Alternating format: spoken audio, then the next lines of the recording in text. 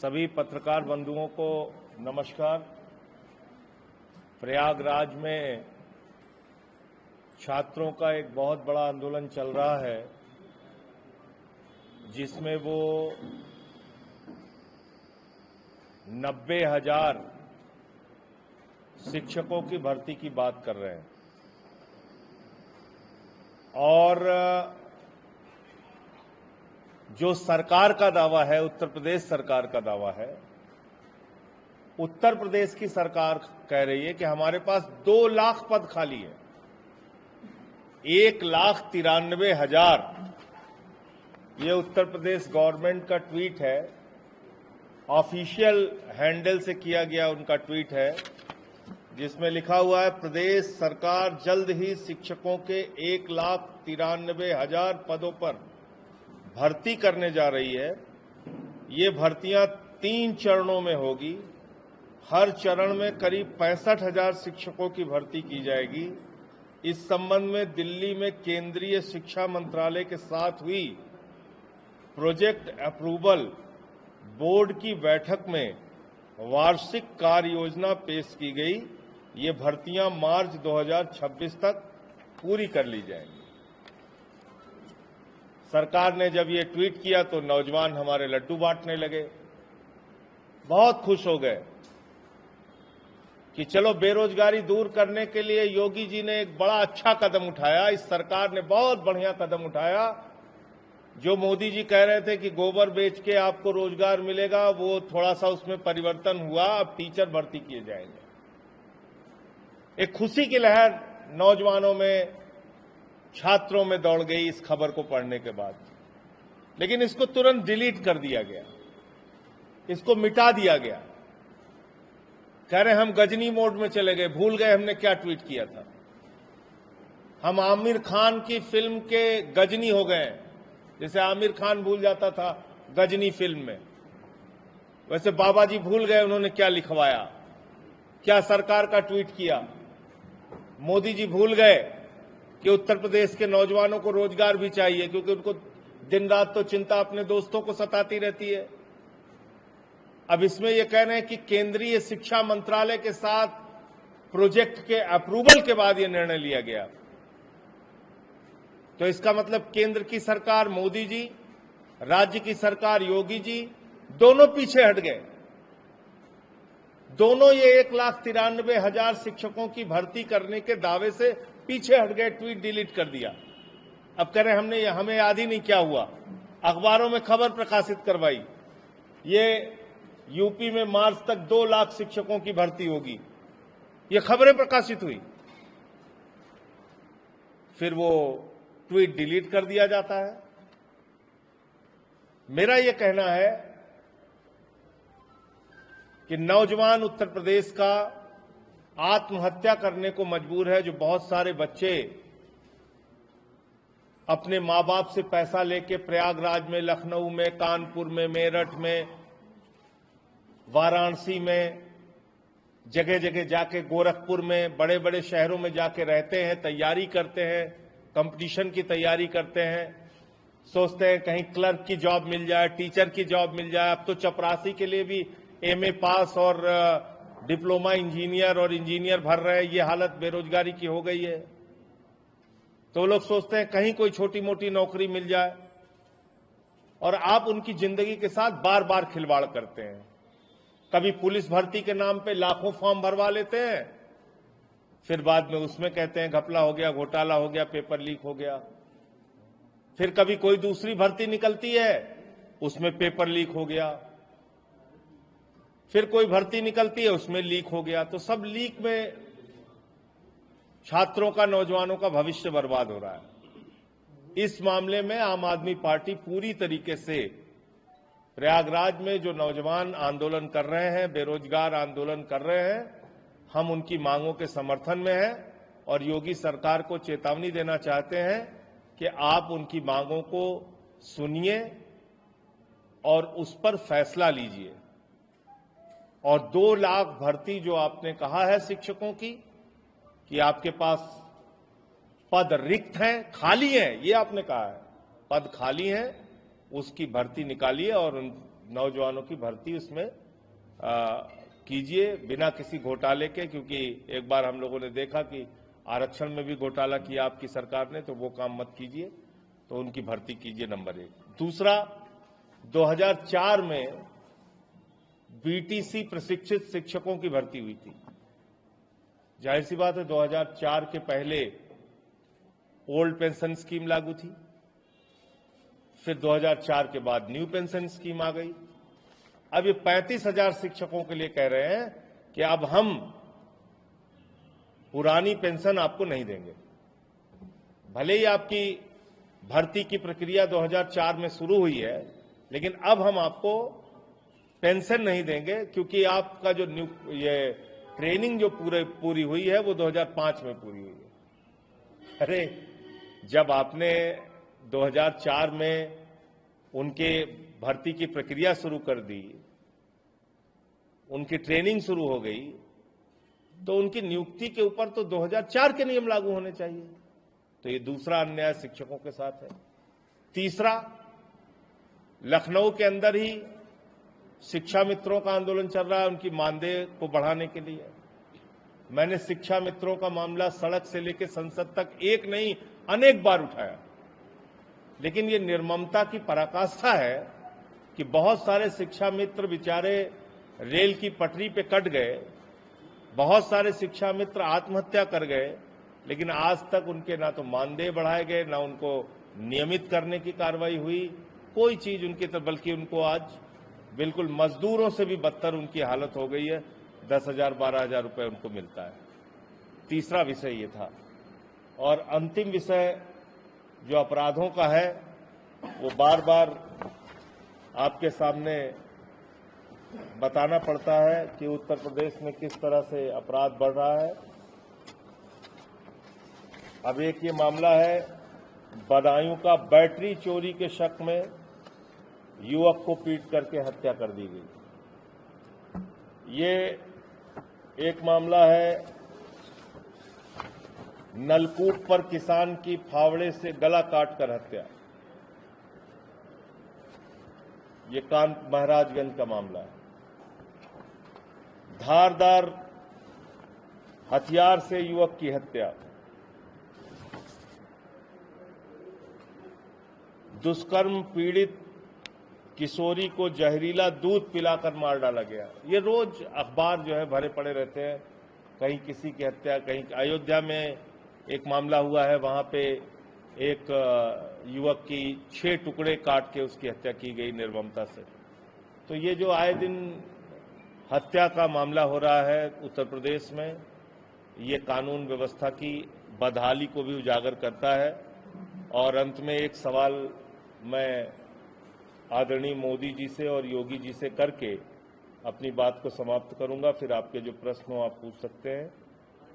मैं आज अपने गृह जनपद सुल्तानपुर से आ रहा हूं और मैं मीडिया के मित्रों से कहना चाहता हूं कि आप भी कृपा करके वहां पे जाइए और वहां जो हालत है लोगों की उसको योगी सरकार तक जरूर पहुंचाइए। मैं साथियों आज गया था सफाई कर्मियों के इलाके में। 30-30 साल से वो लोग वहां पे रह रहे थे, अपना छप्पर डाल के, कच्चा घर बना के, बड़ी मुश्किल से अपना पेट काट के उन्होंने वो छप्पर डाला था, वो ईंट के छोटे मोटे मकान बनाए थे। योगी सरकार ने बिना किसी नोटिस के, मैं दोहरा रहा हूं बात को, बिना किसी नोटिस के योगी जी की सरकार ने उनके घर पे बुलडोजर चला दिया। प्रधानमंत्री जी, आप वाल्मीकि समाज के लोगों का पैर धुलने का नाटक करते हैं। पैर धुला था आपने और बोले थे देश का प्रधानमंत्री वाल्मीकि समाज के लोगों का पैर धुल रहा है। देखो फोटो छपी आपकी फ्रंट पेज पे सारे अखबारों में। योगी जी ने जब कुंभ का मेला खत्म हुआ, सफाई कर्मियों को सम्मानित किया, बोले हम सम्मान करते हैं सफाई कर्मियों का। और ये 25-25, 30-30 साल से रहने वाले सफाई कर्मी, उनके घरों पे आपने बुलडोजर चला दिया बिना नोटिस के।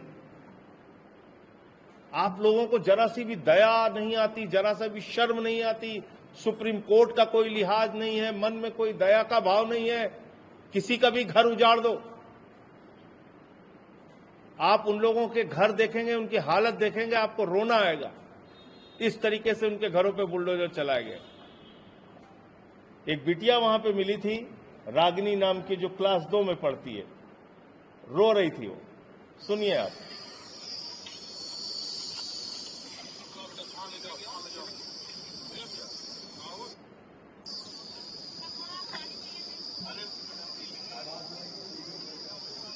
मैं ये वीडियो भेज दूंगा आपको। लोगों के घर उजाड़े गए और उसके बाद उनको तबाह कर दिया गया। कोई उनको पूछने वाला नहीं, कोई नोटिस उनको नहीं दी गई।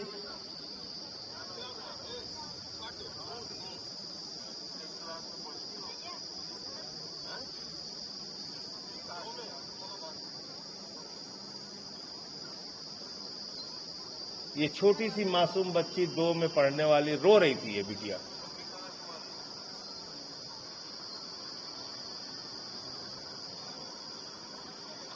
ये हालत है इस प्रदेश की। रोजगार दे नहीं सकते, कुछ कर नहीं सकते, खाली लोगों के घर उजाड़ सकते हैं।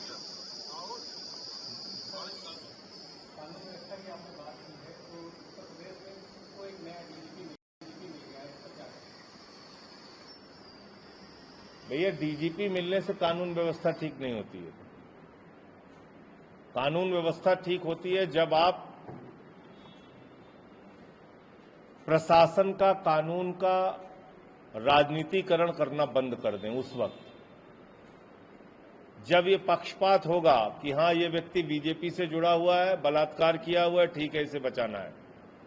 हत्या कर दी इसने, कोई बात नहीं, इसको बचाना है। गुंडागर्दी कर रहा है चौराहे पे, इसको बचाना है। किसी के घर में जाके मारपीट कर रहा है, इसको बचाना है। जब सत्ता खुद अपराधियों को बचाने में लग जाएगी और ये भेदभाव करेगी कि कौन बीजेपी से जुड़ा है, कौन बीजेपी से नहीं जुड़ा है।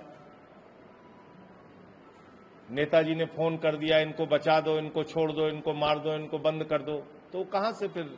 तो कुल मिला के पुलिस का भी राजनीतिकरण उत्तर प्रदेश में हो गया है। और इसी के कारण आप देखिए ना, खुलेआम वो गाजियाबाद में विधायक जी खुद ही निकल के पुलिस बने हुए हैं, ये दुकान बंद करो, ये हटाओ, ये तोड़ो। तो कहां कानून व्यवस्था है? कानून व्यवस्था कहां है? आप बताइए ना। विधायक जी का बयान भी आया है, कह रहे हैं कि बकरीद में बकरी की जगह केक काटिएगा, इको फ्रेंडली बकरीद नहीं। तो ये हमारे विंध्याचल में भी पहुंच जाएंगे। हमको तो खतरा है विधायक जी से। विंध्याचल में जो लोग अपनी श्रद्धा से वहां जाते हैं बलि चढ़ाने के लिए, उनको सब पहुंच के भाजपाई मारेंगे, पीटेंगे, रोक देंगे। काली माता के मंदिर में जो बलि चढ़ती है, इसको रोक देंगे, कहेंगे केक काटो। बंगाल में हम गए थे काली माता के मंदिर, वहां तो बलि चढ़ती है देवी को।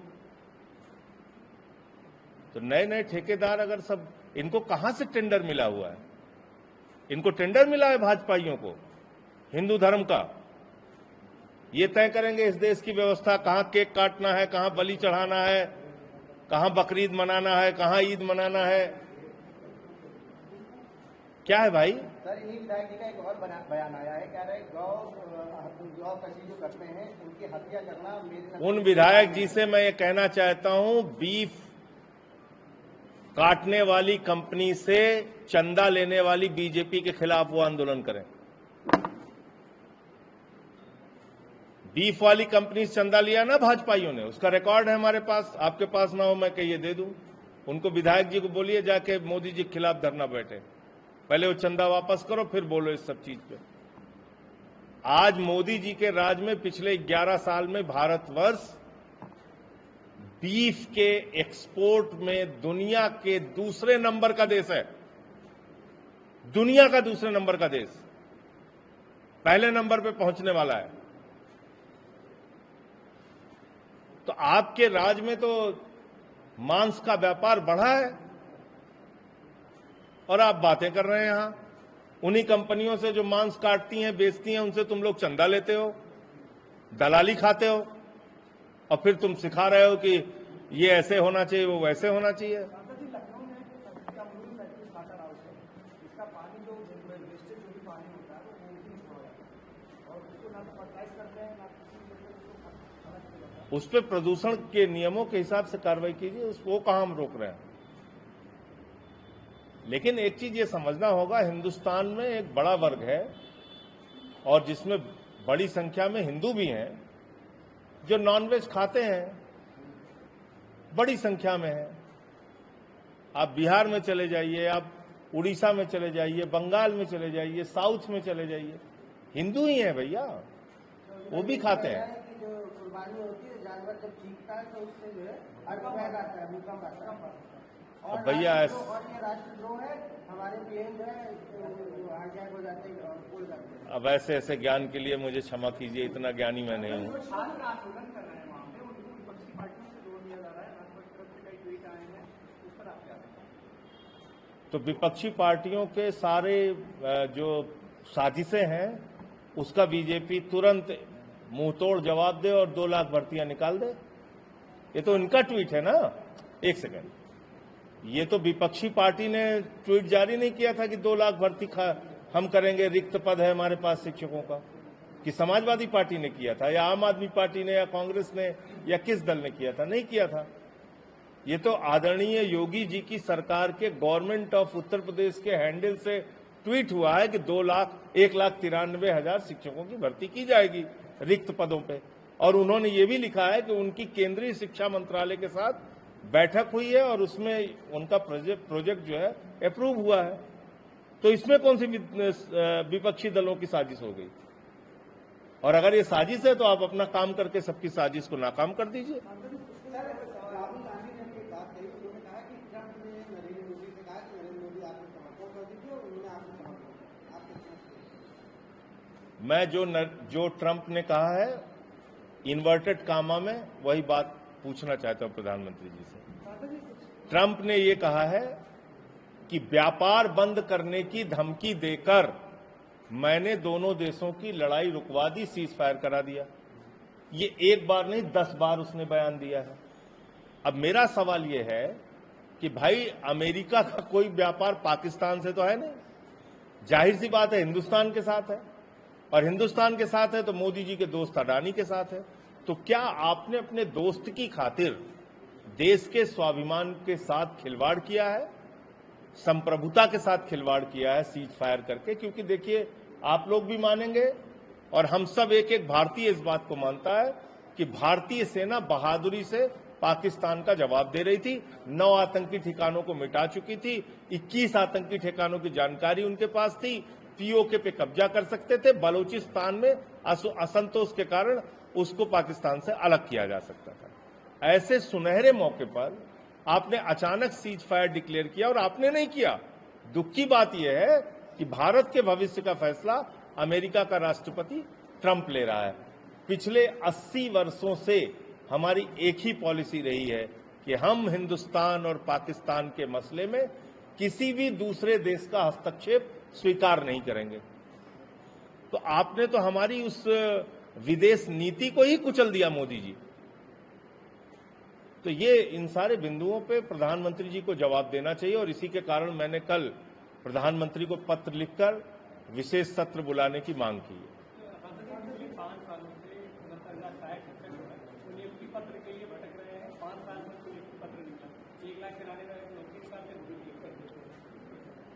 भाषण मिलता है और क्या, बड़े बड़े भाषण मिलते हैं मोदी जी के, योगी जी के, 2 करोड़ नौकरी देने की बात करते हैं और हर भर्ती में आप देखिए घोटाला होता है, पेपर लीक होता है। तो क्या है कि बहुत आराम से उनको हिंदू मुसलमान करके वोट मिल रहा है, ये सब नकली बातें करके वोट मिल रहा है, तो उनको लगता है रोजगार देने की जरूरत क्या है, शिक्षा देने की जरूरत क्या है, स्वास्थ्य का इंतजाम करने की जरूरत क्या है, दवाएं देने की जरूरत क्या है, घर घर जल योजना के तहत पानी की टंकी टूट रही है, टूटे, उद्घाटन के पहले टूटे, चाहे उद्घाटन के बाद टूटे, चाहे जैसे टूटे। देखिए, कहीं न कहीं प्रदेश के लोगों की भी, हम सब की भी एक सामूहिक जिम्मेदारी है। अगर ये लोग सब कुछ करने के बावजूद चुनाव जीत जाते हैं तो सीना ठोक के कहते हैं देखो भाई हमने कुछ नहीं किया तो क्या हो गया, हम चुनाव जीत गए। तो ये सीना ठोक के कहते हैं। तो इसलिए प्रदेश की जनता को भी अब इसके बारे में पंचायती चुनाव अकेले लड़ेंगे या किसी गठबंधन के साथ? लेकर लगातार तमाम कर्मचारी विरोध कर रहे हैं। उनका कहना है कि अगर विभाग घाटे में जा रहा है, तमाम सरकारी विभागों पर तमाम बताया है, उससे वसूली कर लेंगे, सारा घाटा पूरा हो जाएगा। देखिए, घाटे के पीछे चोरी कारण है। घाटे के पीछे बिजली की उपलब्धता कारण नहीं है। बिजली उपलब्ध है, लेकिन अगर उपलब्ध बिजली में चोरी होगी तो जाहिर सी बात है विभाग घाटे में जाएगा। ट्रांसमिशन में, डिस्ट्रीब्यूशन में कितनी चोरी होती है उसका आंकड़ा निकाल के देख लीजिए आप। दिल्ली में हम जब लोग सत्ता में आए थे, हम लोग 43% ट्रांसमिशन डिस्ट्रीब्यूशन का लॉस था। अब धीरे धीरे करके हम लोग उसको 8-9% के ऊपर लेके आए थे। तो उससे जो बचत होती है वो जनता को उसका फायदा मिलता है, विभाग को भी फायदा मिलता है। तो बिजली का दाम बढ़ाने के पीछे कारण है बिजली की चोरी। सर, 2026 में होने वाले पंचायती चुनाव में आम आदमी पार्टी की क्या कुछ तैयारी है? पंचायती चुनाव के लिए हम लोग अपना संगठन तैयार कर रहे हैं। आप देख रहे होंगे लगातार हम लोग संकल्प शिविर का आयोजन कर रहे हैं, कार्यकर्ता सम्मेलन का आयोजन कर रहे हैं। अब तक कई जगहों पे संकल्प शिविर और कार्यकर्ता सम्मेलन हमारा हो चुका है और अब हम लोग इस बात के लिए तैयार हैं कि जो 26 में होने वाला पंचायत चुनाव है, जिला पंचायत का, उसको पूरी मजबूती के साथ प्रदेश में अकेले लड़ेंगे। 50,000 शिक्षा मित्र ऐसे हैं जो ड्यूटी पास कर चुके हैं, लेकिन अभी तक उनको वो दर्जा नहीं मिलना चाहिए। रही बात मानते कि मानते 10,000 रुपए, इसके साथ ही जो अतिरिक्त छुट्टियां होती हैं वो भी शिक्षा मित्रों को देंगे। मैं तो आपसे पहले ही ये बात मैंने कहा कि शिक्षा मित्र आंदोलन पे बैठे हैं। बहुत लंबा आंदोलन उन्होंने पहले भी किया था, आपको याद होगा। सुहागिन महिलाओं ने सिर मुड़वाए थे, मैंने वो मुद्दा पार्लियामेंट में भी उठाया था। तो मैं तो ये मानता हूं कि शिक्षा मित्रों को नियमित किया जाना चाहिए। मानदेय बढ़ाने की मांग तो बेचारे मजबूरी में कर रहे हैं, इतने लंबे समय से अगर वो पढ़ा रहे हैं तो उनको नियमित कर दो। पद तुम्हारे पास खाली ही है तो नियमित कर दो, उसको भी नहीं करते। जो टीटी पास कर गए उनको भी नियमित नहीं करते। जो 69,000 शिक्षक भर्ती की बात बताई उसमें भी घपला घोटाला सामने आया, उसमें भी आपने नहीं कुछ किया। अभी ये 1,93,000 का घोषणा करके पीछे हट गए। तो वही मैं फिर दोहरा रहा हूं कि इनको रोजगार से कोई लेना देना नहीं है, इनको ना महंगाई से लेना देना है, न रोजगार से लेना देना है। मैंने एक अपने एक्स पे पोस्ट किया है कि जनता जो है वो महंगाई से लड़ेगी और जनता अशिक्षा से लड़ेगी, जनता स्वास्थ्य की बदहाली से लड़ेगी, कोरोना से लड़ेगी और बीजेपी वाले सिर्फ चुनाव लड़ेंगे। तो यही है उनका। भारतीय सेना हमारी युद्ध लड़ेगी। प्रधानमंत्री नरेंद्र मोदी जी के कार्यकाल का 11 साल पूरे हो गए हैं, इसको लेकर 9 जून से जो लगातार कई दिनों तक मंत्रियों को जिम्मेदारी सौंपी गई है कि लोगों का जो उनकी उपलब्धियों को।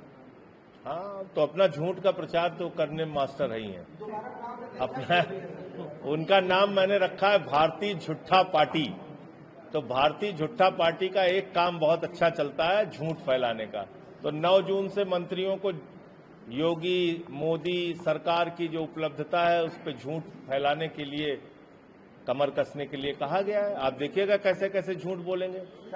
चौथी बड़ी अर्थव्यवस्था हो गए, तोप चला दिया, ये हो गए, आसमान पे पहुंच गए, ताली बजाओ सब लोग। भैया 140वें नंबर पे हैं हम प्रति व्यक्ति आय के मामले में। हैप्पीनेस इंडेक्स में हम 190 नंबर पे हैं और भुखमरी के मामले में हम 105वें नंबर पे हैं। ये हालत है देश की। उनका भी आ जाना।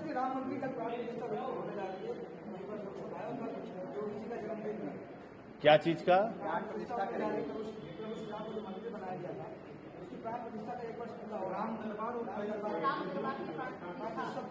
हालांकि चंपत राय पार्टी ने इस बार कहा है कि अब किसी को निमंत्रण नहीं दिया जाएगा। कल पहली हम जगह बर्थडे भी नहीं जाएगा।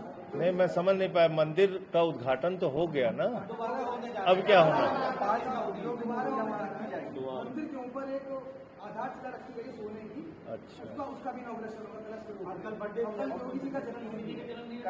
ठीक है। तो जितना सीढ़ी उड़ी बने तो वहाँ पे सीढ़ी बनने का उद्घाटन अलग से किया जाए और कॉरिडोर बनने का अलग से किया जाए, और पता नहीं क्या क्या चीज का उद्घाटन कितनी कितनी बार ये लोग करना चाहते हैं। करें, हम कहाँ उसमें रोक रहे हैं इनको, करें उद्घाटन।